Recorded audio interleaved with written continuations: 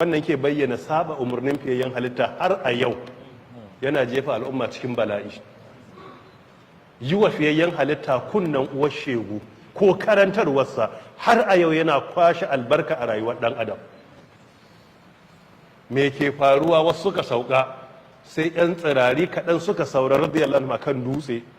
A lokacin Khalid bin Walid bai musulunta ba, sai ya kwantan ɓauna saboda shi asalin kwamanda ne na hakika, gabanin ya musulunta ya wahalar da musulmai. Sai ya kwantan ɓauna kawai kan dutse sai ya je, kawai sai ya haura wa sahabban da suka bi umarni na ƙin sauka, a wurin suka yi shahada. A wurin aka samu Hamza bin Abdul Muttalib, babban fiyayyen halitta, baffansa ya yi shahada. Mus'ab bin Umair, awwal sufara'il Islam, ya yi shahada. Shugabansu Abdullahi bin Jubair a wurin ya yi shahada. Dutse yakin Uhud wajen dutse ne, akwai dutse shine dutsen Uhud da manzon Allah ya ce dutsen yana son mu, kuma asali dutse ne daga aljanna. Sahabbai da dama suka yi shahada, kabarinsu yana nan a wurin suna kwance. A lokacin ahalu badirin, wanda mutanen badar da annabi yayyabo gare su, Allah yayyabo gare su a ayoyi da dama, hadisai da dama, a magana mafi inganci sama da 40 suka yi shahada a wurin. Nasara ta koma ga mushrikai abokanan gaban fiyayyen halitta sallallahu alaihi wa alihi wa sallam. A lokacin shine wasu sabbai suka firgita suka tafi za su gudu. Waɗanda suka tsaya ba su gudu ba akwai Abubakar, akwai Umar, akwai Aliyu bin Abi Talib radiyallahu anhu, suna tare da fiyayyen halitta sallallahu alaihi wa alihi wa sallam, ba su gudu ba su. A lokacin akwai Talha bin Ubaidullah, fiyayyen halitta har ya zama shi in ana yaƙi daga gaba yake, wai leaders are leading from the front. Fiyayyen halitta da shi ake komai, yana cikin filin daga, har mushrikai suka masa kwantan ɓauna. Yana kan dabba aka jefo da shi ƙasa.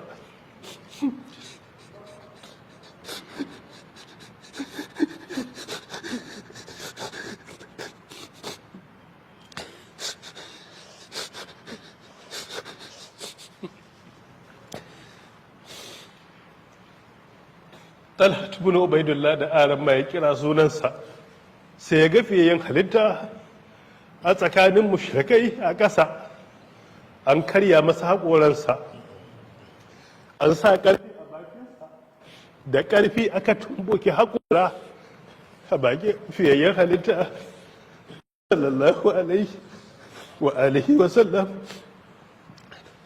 Talha ibn Ubaidullah ya ce ban san lokacin da na firgita ba da na ga fiyayyen halitta bainar mushrikin. Ya ce haka na sauko na ɗauke shi na fita da shi. Ya ce ana sarana ana yankan jikina, amma haka na ɗauki fiyayyen halitta. Ya ce yadda shaho yake ɗaukar ɗan kaza, haka na ɗauki fiyayyen halitta, saboda hankalina ya tashi, ina ga in mun ɗauke shi ba za su yi halaka shi sallallahu alaihi wasallam. Da wannan ake masa kirari saƙur yaumi uhudin, wato shine shafar ranar Uhud. Ana ce masa zu'a shahadatai, wanda ya shahada guda biyu. Ana ce masa ash-shahidul hayyi, wato shahidi ne kuma rayayye ne, saboda irin abin da ya filin daga na kubutar da fiyayyen halitta sallallahu alaihi wa alihi wa sallam.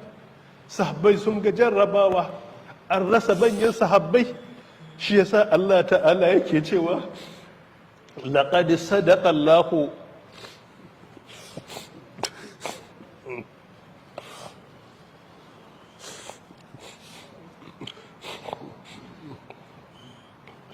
laqad sadaqakum Allahu wa'adahu idh tahussunahu bi'izni. Haƙiƙa Allah ya cika alƙawarin da ya muku. Allah ta'ala bai sa an yi nasara a kanku ba, ya cika muku alƙawarin da ya muku. Kuna yin nasara, wasu suka saba umarnin da aka ba su, daga nan aka yi nasara a kansu. wannan shine dalilin saukar ayar. Suna cewa me yasa ba mu yi nasara ba, an ce za mu yi. Allah ya ce ai an ba ku nasara kuka saba umarni, kuma daman sharaɗin nasara a wurin Allah shine in kun bi umarni. Shi yasa Allah ta'ala yake cewa Allah ta'ala haƙiƙa ya cika muku alƙawarin da ya muku, shi Allah bai warware alƙawari ba. Wa laqad sadaqakumullahu wa'adahu ittakhsunahum bi idni. In muka ɗauki wa laqad ta wato ƙarfafawa, mu'akkadat guda uku Allah yayi. Asalin maganan shine wallahi laqad. Akwai ismul jalala al-muqaddar, sai ka ce wallahi, ga lamun littaukid, ga qadi littahqiq. Wallahi laqad sadaqakumullahu, Allah yayi gaskiya, ai fi wa'adihi, a cikin alkawarin da ya muku na za ku yi nasara, kuma ya ba ku nasarar da ya alkawari.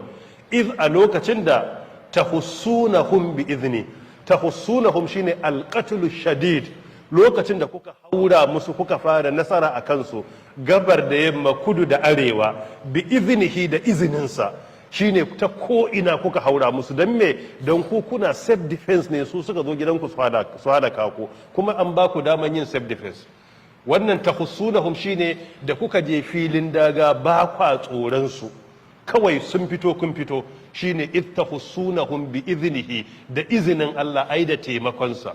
Kuma Allah ta'ala haka yake karantar da mu cewa a ƙa'ida na addini an karantar da mu musulmai kada mu rika begen yaƙi, cewa ba daidai bane ka ce Allah ya sa a yi yaƙi. Addini bai karantar da mu haka ba. Abin da aka karantar da mu, yaƙi ba abin fata bane.